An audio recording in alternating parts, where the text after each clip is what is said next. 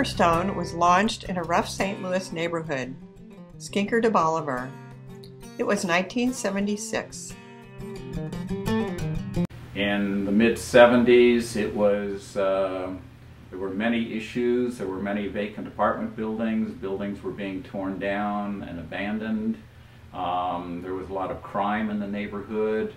Vacant shells could be purchased very cheaply.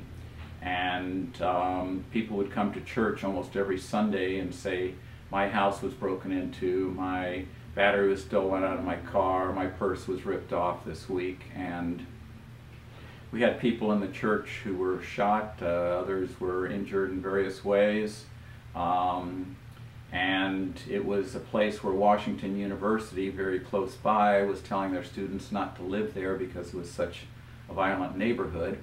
I came on to Isaiah 58 and felt it was a sense of calling for my life, that to be a rebuilder of broken walls, a restorer of houses in ruin, is something that I felt God was calling me to do and to be. Well, the fact that Grace and Peace eventually had 70 people move into the neighborhood was a significantly stabilizing factor. And so we met and studied for a year.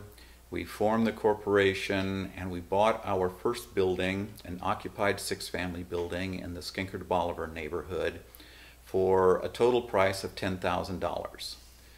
And so quickly Cornerstone got 3 buildings within a year, and I stopped working for the contractor I was working for and went to work for Cornerstone full-time, and people in the church contributed $100 a month for me to live on. There was, rather than the continued abandonment of property going on, there was the improvement to the property in the neighborhood. And so gradually the neighborhood was changing. Gentrification was going on.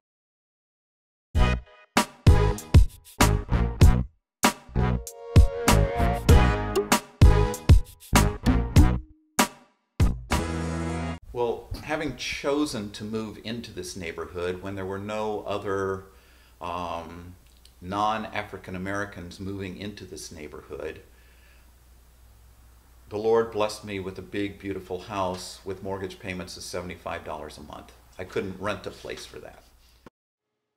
Gordon and his wife Ellen worked to improve the Ethel Street neighborhood, and in 1992 were joined by New City Fellowship, a new church. New City managed Cornerstone for a time.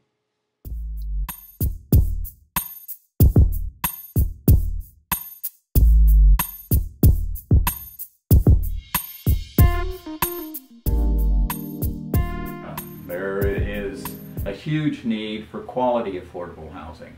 Most landlords who have cheap rents don't maintain their property, whereas Cornerstone tries to do a good job of maintaining property and providing good quality housing, but at affordable rents. If we are to love our neighbors as ourselves, that means we are to be as concerned about the housing of our neighbors as we are to be concerned about our own housing. So many people just go from rotten housing to rotten housing still, and there is still a need for good, affordable housing for low-income families.